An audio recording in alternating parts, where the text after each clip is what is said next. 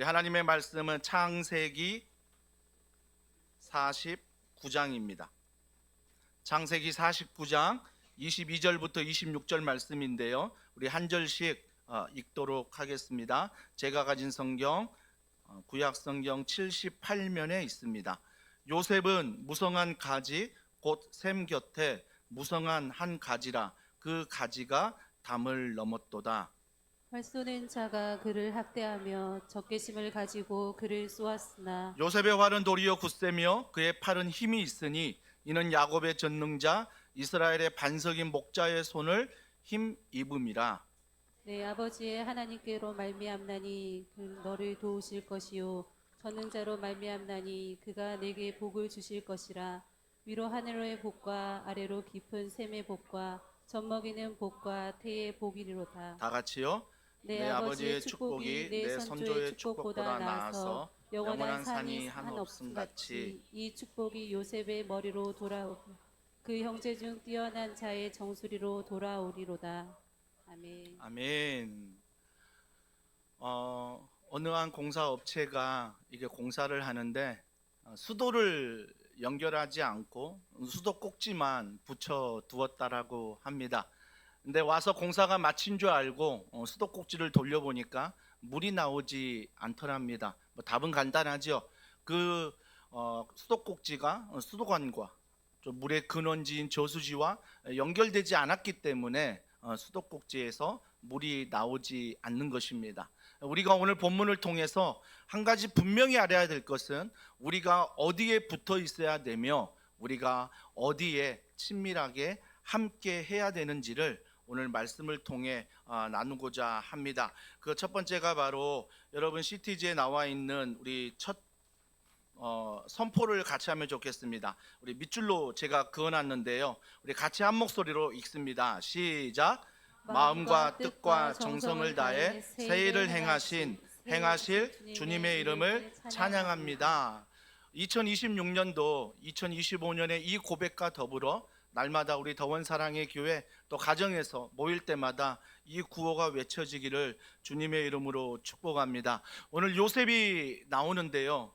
이 요셉의 축복이 우리 모든 더원 사랑의 교회 가정의 축복이 되길 원하고 또 개인의 축복이 되길 원합니다. 그 축복의 비밀은 이렇습니다. 오늘 설교는 결론부터 얘기해 드리는데요. 2026년 축복은 뭐냐? 요셉의 복은 여호와께서 요셉과 함께 하심으로 그가 형통한 자가 되어 라고 말합니다. 앞에 보고요. 다시 한번 읽겠습니다. 여호와께서부터 시작. 여호와께서 요셉과 함께 하심으로 그가 형통한 자가 되어. 그가 형통한 자가 됐다라는 것 요셉 잘 알지요? 요셉이 과연 형통한 삶입니까? 요셉 하면 꿈꾸는 사람이라고 많이 얘기하는데 요셉은요 꿈꾸는 사람이 아니라 형통한 사람입니다. 우리 중에 꿈이 없는 사람이 어디 있습니까? 2025년 시작하면서 많은 사람들이 꿈을 꿨습니다. 또 2026년 다가오는 한 해에도 우리 안에서 많은 꿈들을 꾸고 있다라는 것입니다. 그러나 꿈만 꾸는 게 아니라 우리가 반드시 기억해야 될 축복은 그 꿈이 형통으로 이어져야 한다라는 것입니다. 그렇다면 요셉의 인생을 보면 누가 형통하다라고 말할 수 있겠습니까? 그 요셉의 생애의 장애물들이 너무 많았습니다. 그 장애물이 무엇이었습니까? 어린 시절을 생각해 보면 형제들로부터 거의 살인 미수와 가까운 왕따를 당하고 죽일 뻔한 죽음을 벗어나는 위기를 요셉이 맞이했습니다. 또한 형제들의 그런 살인 미수뿐만 아니라 인신매매까지 당하게 되지요. 자기의 고향을 떠나 다른 나라에 가서 인신매매까지 겪는 요셉의 삶을 보게 됩니다. 근데 인신매매로 끝났습니까? 아니요. 그 가정에서 충성을 다해 일했는데 배신을 당하게 됩니다. 배신을 당해 어디로 갑니까? 감옥에 가게 되는 거지요. 과연 이 인생을 보면서 누가 형통하다라고 말할 수 있겠습니까? 만약에 우리 안에 누가 믿음이 좋다라고 야 그건 형통이야 라고 말한다면 2026년 과연 내 삶에 이런 일이 벌어진다면 과연 형통이라고 말할 수 있을까라는 퀘션 마크가 있습니다. 사랑하는 성도 여러분, 우리가 이런 장애물들을 2025년에도 만났고요, 2026년에도 만날 것입니다. 이런 장애물 앞에 우리가 먼저 기억해야 될 것은 이걸 수용하라는 것입니다. 수용하라는 거예요. 내 인생에 이런 살인미수와 인신매매와 감옥과 복수 같은 이 일들이 있음에도 불구하고 요셉은 뭐예요?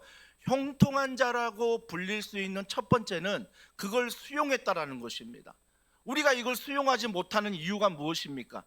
한 가지 아닙니까? 왜 나에게 이런 일이?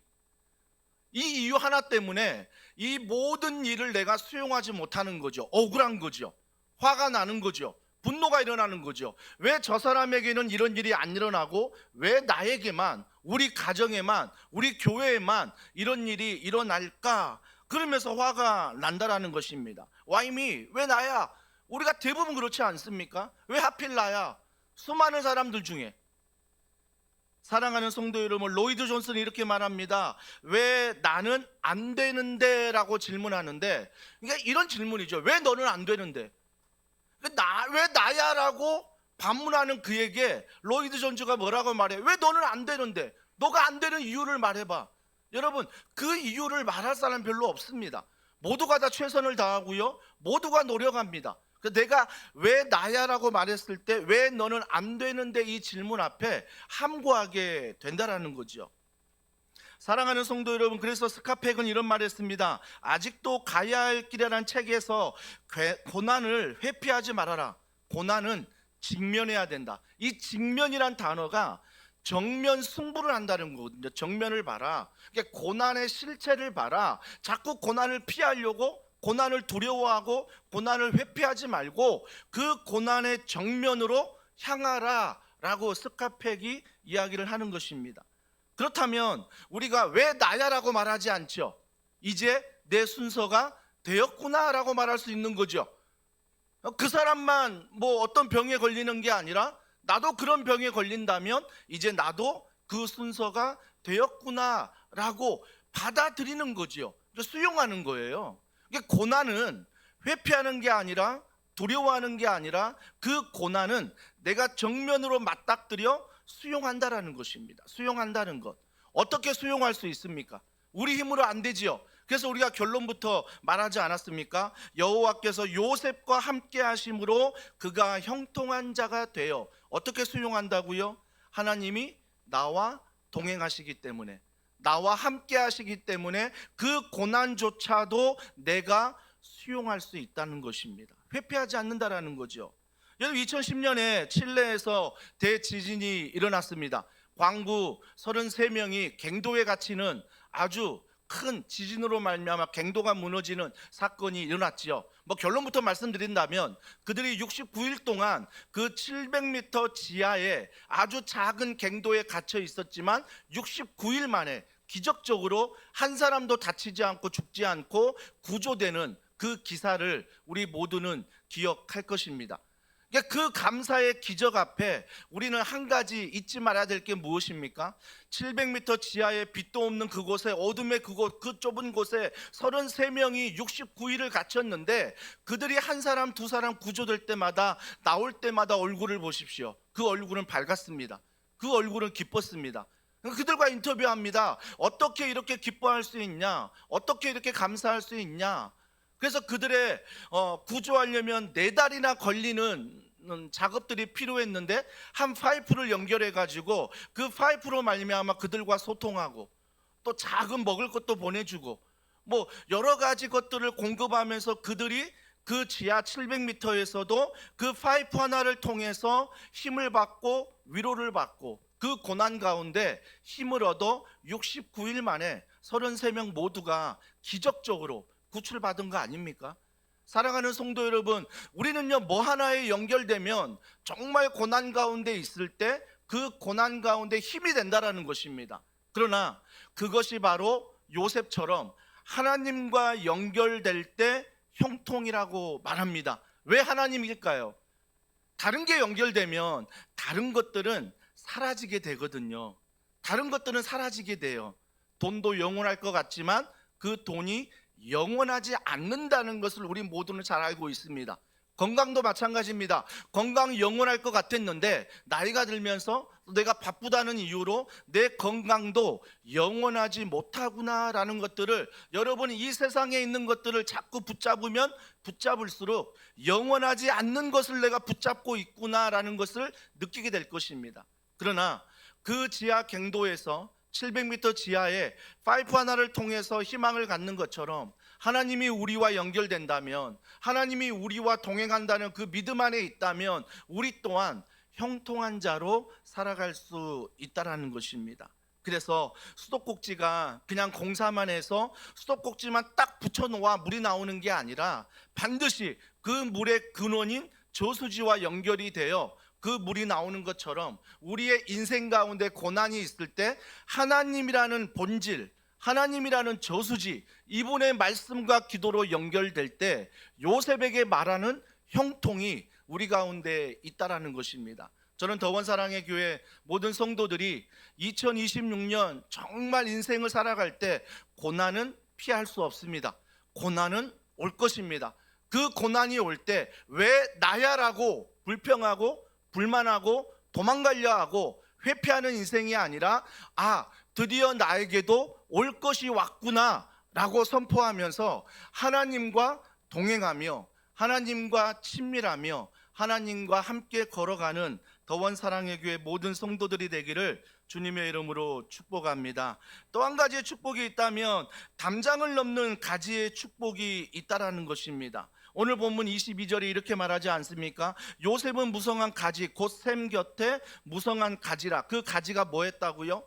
담을 넘었다는 것입니다. 담을 넘었다는 거예요. 여러분, 담쟁이 잘 알지 않습니까? 그 담쟁이는 어느 순간 죽어 있는 것 같지만 그 담쟁이가 점점 생명력을 가지고 온 집을 덮고 온 벽을 덮는 그런 모습들을 많이 보게 됩니다.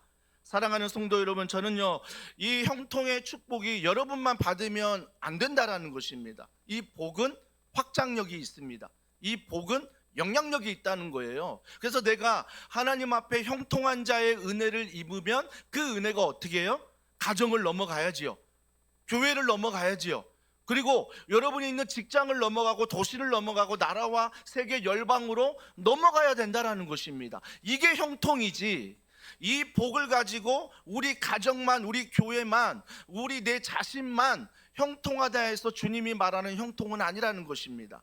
그건 세상이 말하는 형통일 수 있겠다는 거죠. 그래서 주님이 말하는 형통은 반드시 그 모든 것을 넘어간다라는 거죠. 넘어간다는 것. 여러분, 요셉을 잘 알지 않습니까? 요셉이 형통한 자라고 됐을 때 얼마나 많은 것들이 넘어갔습니까? 형제들에게 정말로 살인 미수라는 그런 일들, 인신매매 당하는 상황, 오해받아 배신당해 감옥에 갇히는 상황, 감옥에 가서도 여전히 약속했던 그 약속을 받지 못하는 그런 억울한 상황, 너무나 많은 상황들이 있다라는 것입니다. 그런데 요셉이요, 감옥에 갇혀서도 엄청난 이 담쟁이와 같은 놀라운 축복을 그곳에서도 전한다라는 것입니다. 어떻게 전합니까? 애구방에 술 맡은 자와 떡 굽는 자를 만납니다. 여러분, 요셉 인생에 고난이 없었다면 어떻게 관원들을 만나겠냐고요. 관원들을 만났다는 것은 감옥에 가서 그 감옥에서 관원들을 만나게 하는 하나님의 형통이 있었다는 거죠. 근데 이 형통이 그냥 형통으로 끝났습니까? 감옥에 갔더니 요셉이 했던 일이 무엇입니까? 그 술 맡은 관원, 떡 맡은 관원의 얼굴을 살피는 일들이었습니다. 얼굴을 살펴요. 그리고 얼굴을 살핀 다음에 그들과 상담합니다. 무슨 일, 무슨 고민이 있니? 라고 하면서 그들의 이야기를 들어줍니다. 생각해 보십시오. 자기도 억울하게 지금 감옥에 들어왔거든요. 억울하게 감옥에 들어와 자기도 억울한데 또 다른 사람의 억울함을 들어주고 있고 그 사람의 낯빛을 살피면서 뭐 하고 있어요? 목양하고 있다라는 것입니다.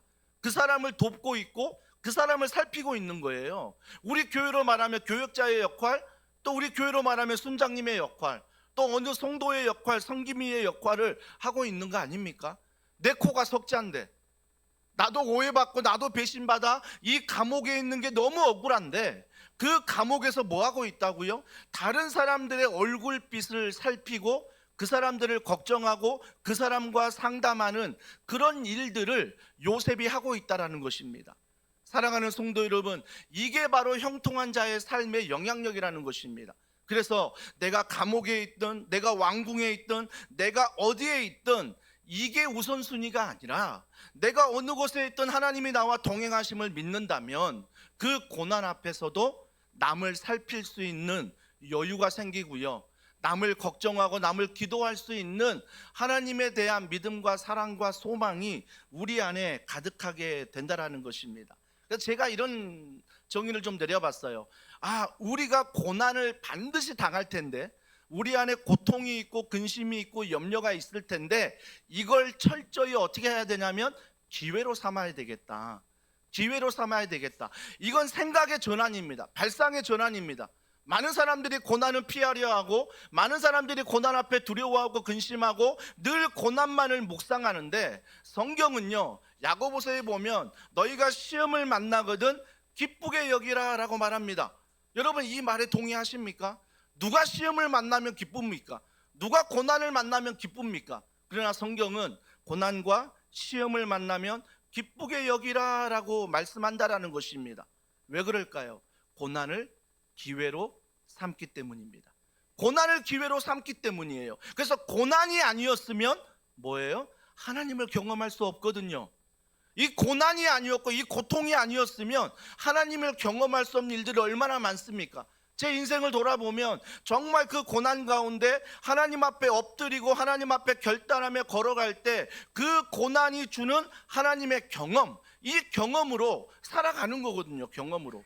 한 선교사님이 이런 고백했습니다. 선교사님, 어떻게 그런 어려운 곳에 선교사의 사명을 감당할 수 있습니까? 라고 물어보자 그 선교사님은 이런 말을 했습니다. 내가 사명이 있어 이기는 것도 아니고 내가 능력이 있어 이기는 것도 아니고, 이기는 단 하나의 이유가 있다면 너무나 힘들고 너무나 어려운데 그때마다 하나님을 경험한대요. 그때마다 하나님을 경험한대요. 그러면 고난은요, 우리에게 기회가 되는데 그 기회는 뭐예요? 하나님을 경험할 수 있는 기회라는 것입니다. 근데 이 기회라는 게 그냥 내가 가만히 있는다고 기회가 주어집니까? 아니잖아요. 이 고난이 있을 때 이 고난에서 내가 떠나기 위해 몸부림쳐야 되고, 이 고난을 놔두고 기도하는 자리로, 말씀을 보는 자리로, 내가 신앙의 자리로 나와 왔을 때 그 고난이 기회가 되는 거죠. 기회가 되는 것.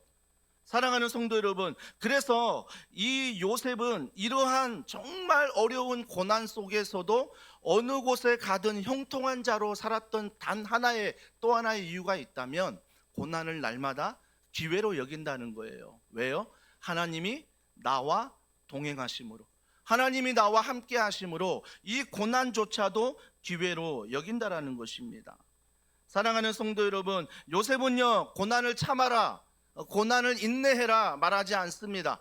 그 고난은 힘든 것이고 그 고난은 나에게 어려운 것입니다. 이걸 수용하라는 거예요. 수용하되 철저히 하나님이 동행함으로 이 고난 속에서도 하나님은 일하신다. 그래서 그 고난을 이길 수 있는 도구로 뭘 사용해요? 기도를 사용하는 거고요, 말씀을 사용하는 거고요. 그래서 고난을 이기는 도구가 기도하면 하나님이 일하심을 경험하고, 고난을 이기는 도구가 말씀을 읽고 말씀을 믿고 선포하면 그 말씀이 이 고난을 이기게 하는구나 라는 것들을 고난을 통해 하나님을 경험하는 거예요. 그러니까 고난이 많으면 많을수록 어때요? 하나님을 더 의지하고 더 바라보니 그의 삶에 뭐가 있어요? 하나님을 경험하는 형통이 있다라는 것입니다.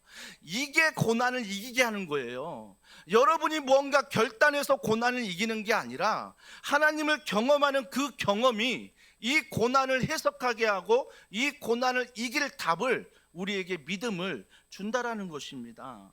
그래서요, 정말 여기에서 중요한 형통이 무엇이냐라고 했을 때 이 형통은 하나님의 축복이라는 거죠. 축복. 여러분, 다윗 보십시오. 다윗의 인생 가운데 가장 축복의 통로가 누구였습니까? 골리앗 아닙니까? 골리앗 만나서 다윗의 인생은 왕이 된 거예요. 물론 하나님의 계획이지만 다윗이 골리앗 만나지 않았으면요, 다윗은 영 뭐예요? 아버지로부터 인정받지 못하고 형제로부터 인정받지 못하고 사울 왕으로부터 인정받지 못한 다윗이었습니다. 늘 그런 다윗으로 살아갈 수밖에 없었어요. 근데 그런 다윗이 왕으로 등극할 수 있는, 인정받을 수 있는 그 도구가 뭐였냐고요? 골리앗 아닙니까? 우리는 인생의 골리앗이 고난이라 말하지만 그 골리앗을 만났을 때, 하나님이 나와 함께 하심을 믿을 때, 그 골리앗을 통하여 하나님은 그 고난을 이기게 하시고 하나님이 하나님 되심을 경험하게 하신다라는 거죠. 또 하나의 고난 누굽니까? 사울 왕 아닙니까? 사울 왕 쫓아 살다 다윗 쫓아다니면서 막 죽이려고 하지 않았습니까? 하지만 그 사울 왕을 통해서 다윗이 정말 하나님을 경험할 수 있었던 건 뭐예요? 날마다 하나님께 기도했잖아요. 날마다 하나님을 의지했잖아요. 우리가 볼 때는 골리앗이 적이고 사울 왕이 적이라고 생각했는데, 하나님이 나와 동행하심의 시각으로 바라봤을 때 그들은 적이 아니라 하나님을 경험하게 만드는, 하나님을 의지하게 만드는 도구일 뿐이라는 거예요. 도구일 뿐이라는 거예요.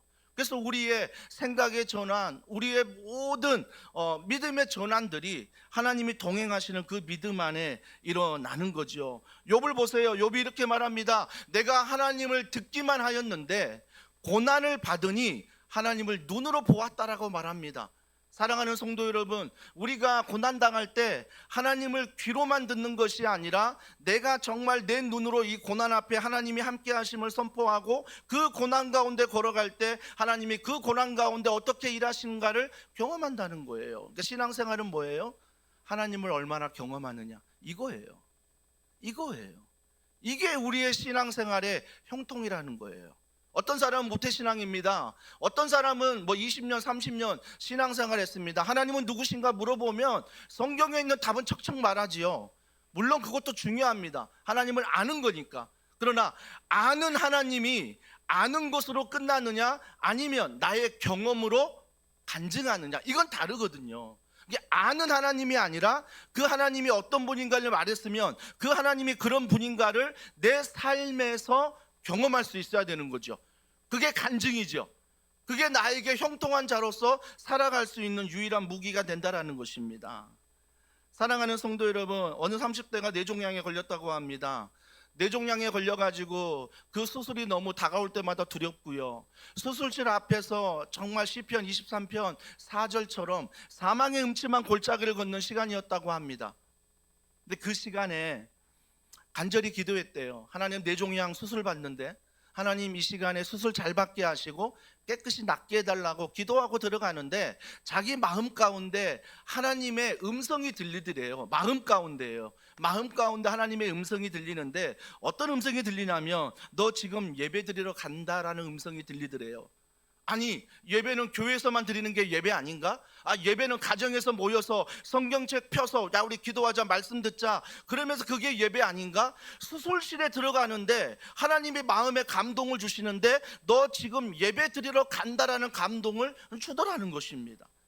그러면서 그가 수술하면서 정말 그 은혜의 말씀을 듣고 마음 가운데 찬양했대요. 여호와는 나의 목자시니 내게 부족함이 없다는 시편 23편의 고백을 하더래요. 의사가 고백합니다. 정말 수술하면서 이런 믿음의 고백을 하는 사람을 처음 만났대요.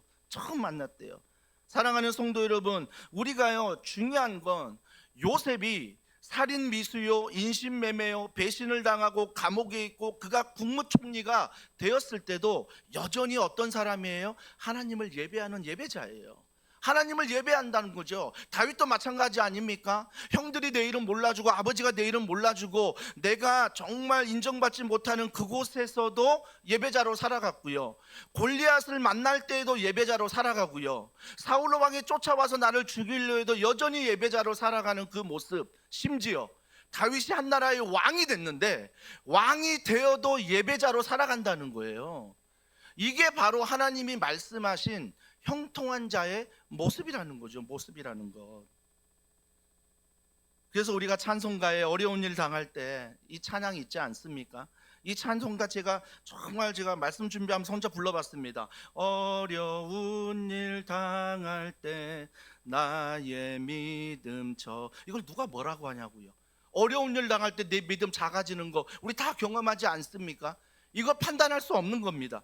나의 믿음 적으나 의지하는 내 주를 더욱 의지함. 어려운 일 당할 때 뭐 한다고요? 더 주님 의지한대요. 이게 형통이래요. 이게 형통이래요. 후련 뭐라고 말합니까? 세월 지나갈수록 의지할 것뿐일세. 무슨 일을 당해도 예수 의지합니다. 세월 지나가면 어떻습니까? 두려운 일 많아요. 세월 지나가면 용기도 사라지고요. 세월 지나가면요 꿈도 사라지는 것 같아요. 세월 지나가면 이제 은퇴할 날만 기다리고요. 세월 지나가면 여전히 무기력한 나의 모습이 있는데, 오늘 찬양을 보니까 세월 지나갈수록 하는 게 뭐래요? 의지하는 거래요. 뭘 의지해요? 하나님을 의지할 때 그 인생 가운데 주님 뭐라고 말씀하십니까? 무슨 일을 당해도 예수 의지합니다. 무슨 일을 당해도 예수 의지합니다. 우리는 어떻습니까? 형통한 일은요 내가 하는 것 같고요, 불행한 일은 남의 탓 같거든요. 그래서 뭐예요? 모두가 다 형통한 일만 원하거든요.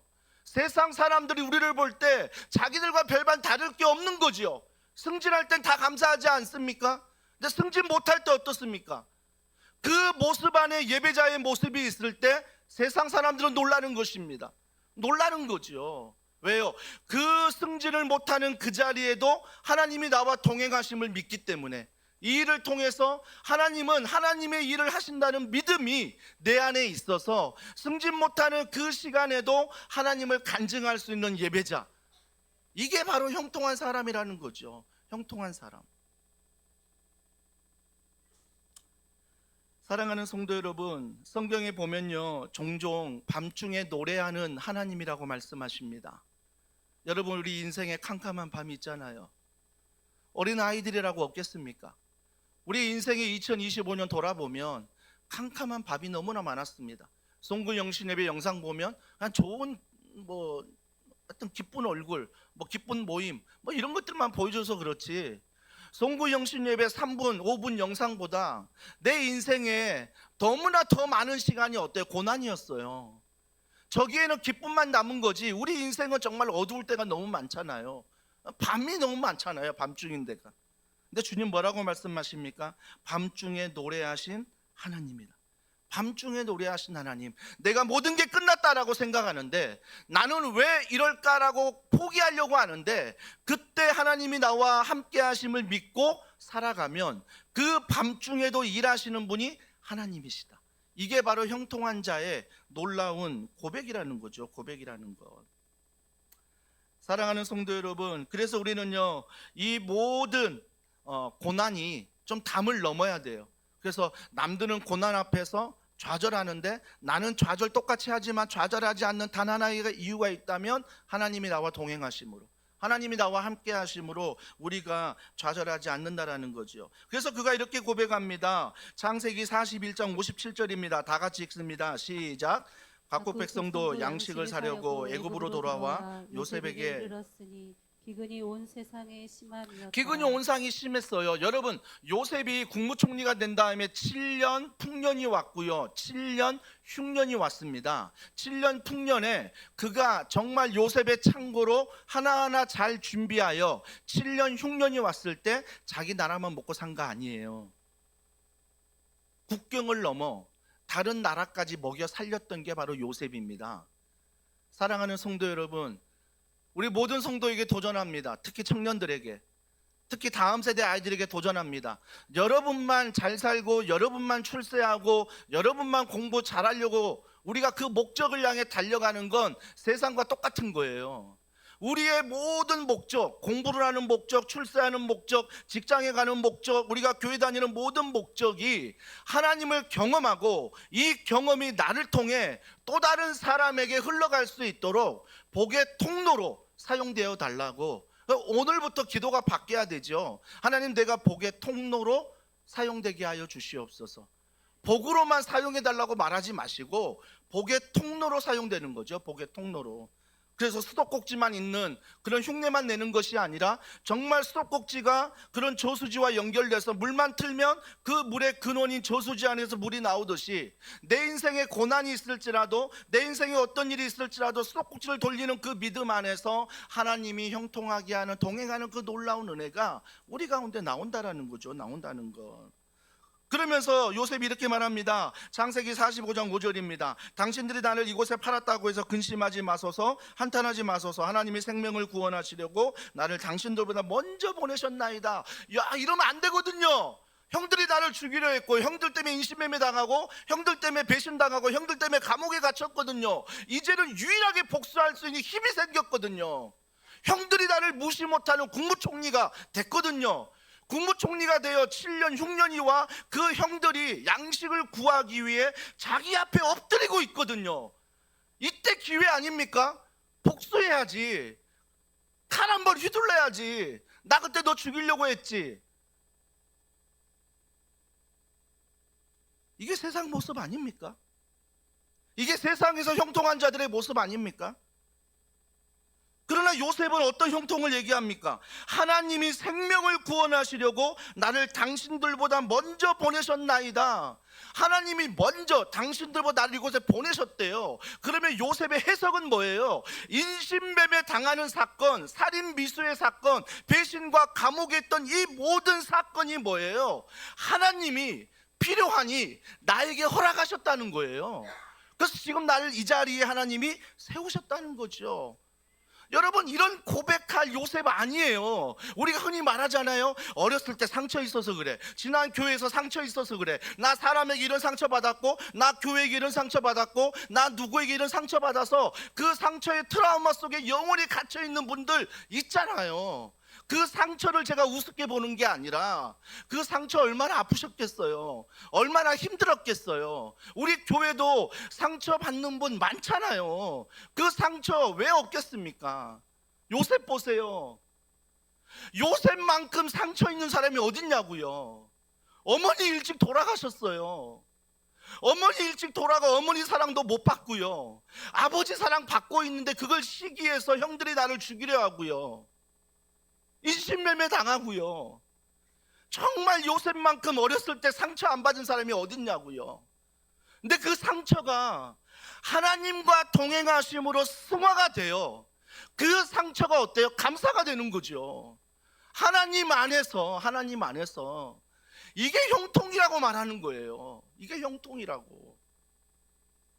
그러면서 8절에 그가 말합니다. 그런즉 나를 이리로 보낸 이는 당신들이 아니요 하나님이시라. 너희들이 나를 인신매매해가지고 나를 판 것 같지? 아니, 하나님이 그 모든 일을 행하셨다는 것.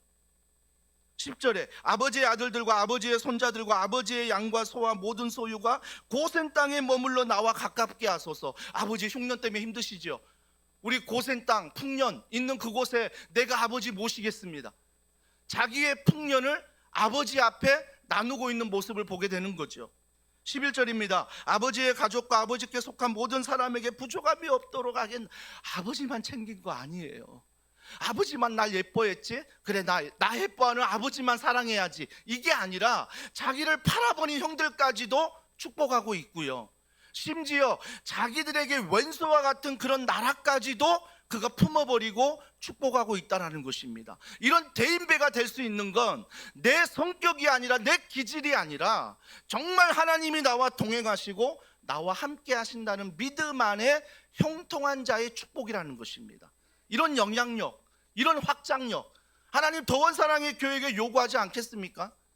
우리 교회만이 아닌 이 도시의 교회들을, 이 나라의 교회들을, 이 민족의 교회들을 우리가 정말 하나님이 나를 형통케 하시며 나와 동행하신다는 그 축복의 믿음을 가지고 기도하는 거죠.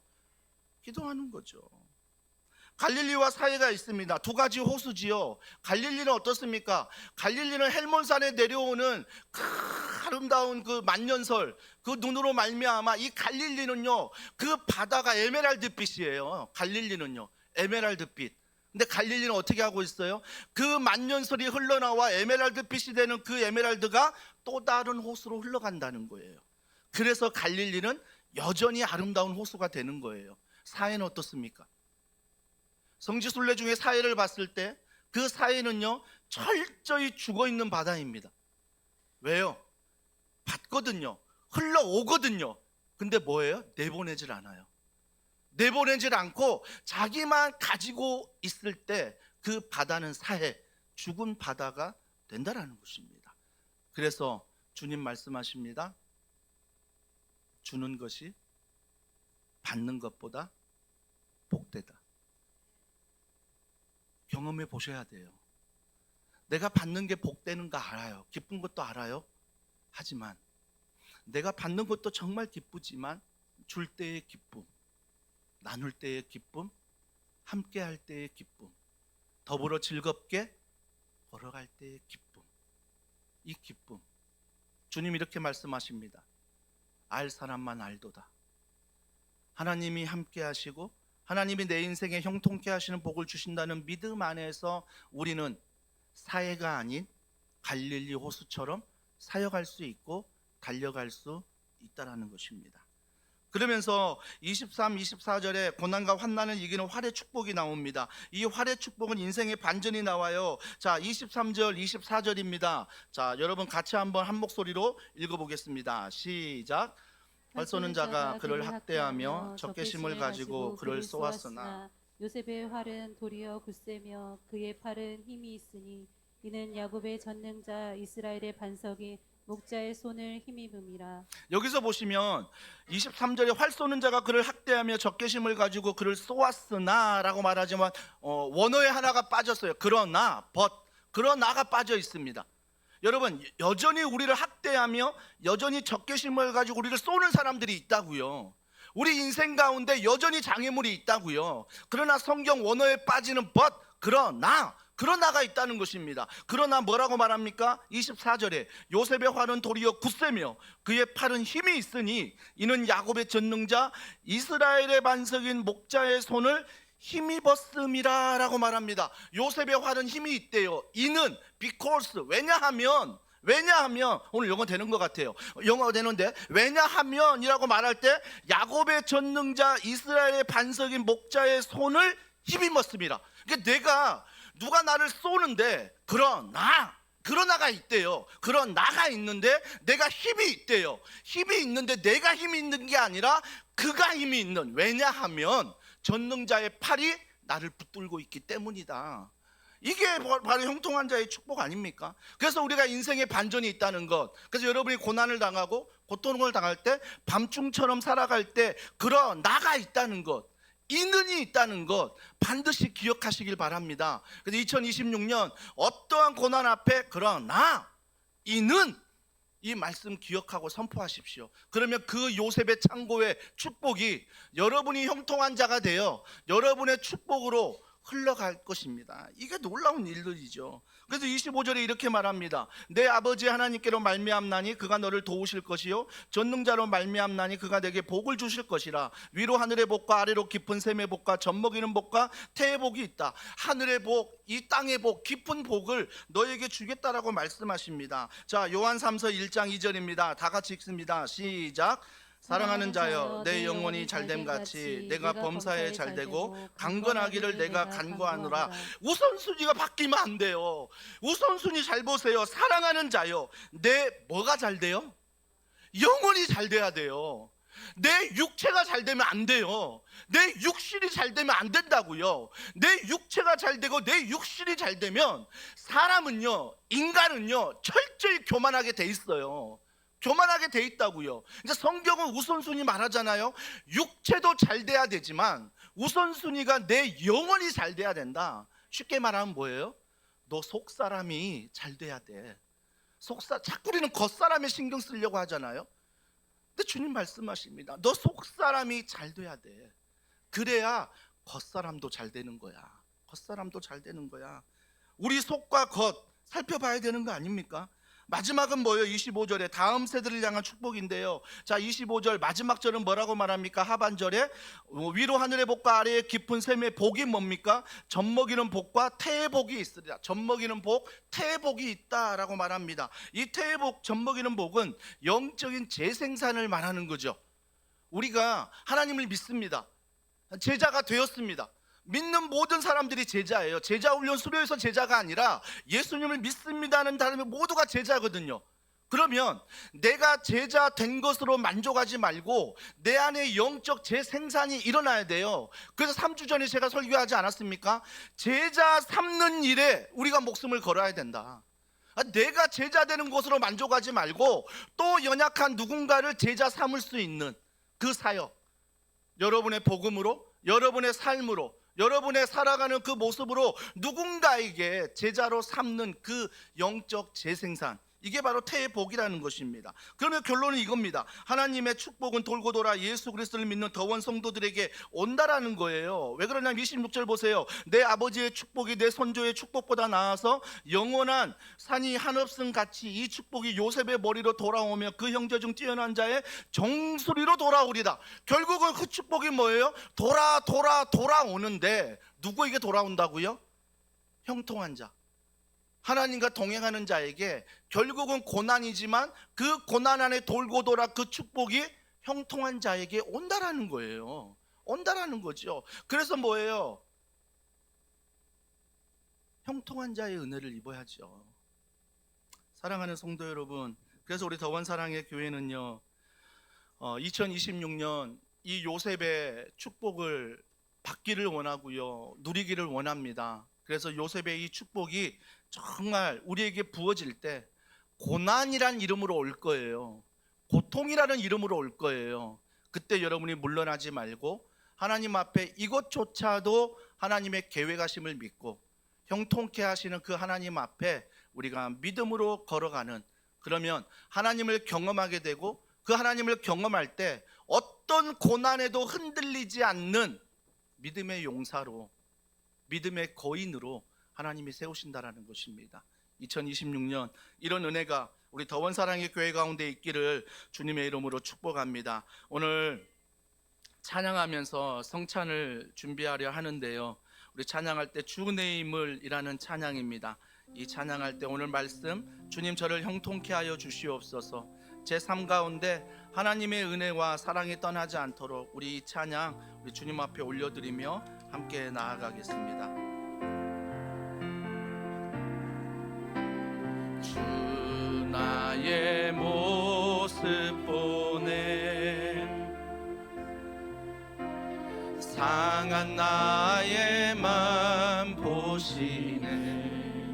주님이 이거 보신대요. 주 나의 눈물 안에 아무도 모를 것 같았거든요. 홀로 울던 맘. 한 번 더 고백해 볼까요? 주 나의 모습 보네. 주 나의 모습 보네. 어떤 마음입니까?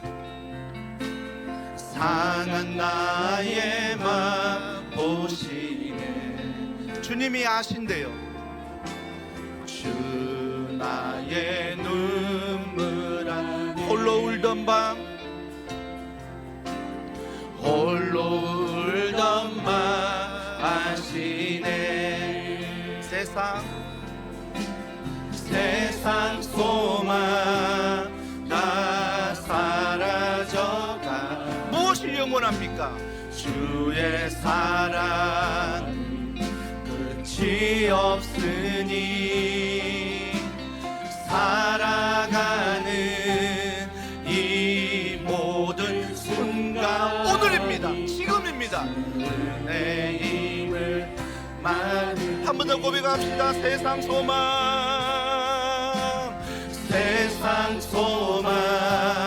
다 사라져가. 주의 사랑은 끝이 없으니 살아가는 이 모든 순간. 2026년 주의 힘을 나는 믿네. 우리가 이 시간 함께 기도해 보지 않으시겠습니까? 여러분, 기도할 때 하나님이 나와 동행하시고 나를 형통케 하신다는 그 믿음으로 한번 기도해 보십시오. 그렇다면 오늘 여러분이 가지고 나온 고난과 그 고통과 근심과 염려 앞에 하나님, 오늘 요셉의 창고에 큰 복을 받은 것처럼 우리 또한 그 복을 받기를 원하며 2026년 형통한 자로서 그 복을 나누며 그 복을 전파하는 오로지 주님의 형통함을 입는 그 복들이 더원 사랑의 교회 모든 성도들과 우리 가정과 우리 교회와 이 나라 가운데 민족 가운데 하나님 형통한 자의 복을 입게 하여 주시옵소서. 우리 시간 간절한 마음으로 우리 합심하여 기도하겠습니다.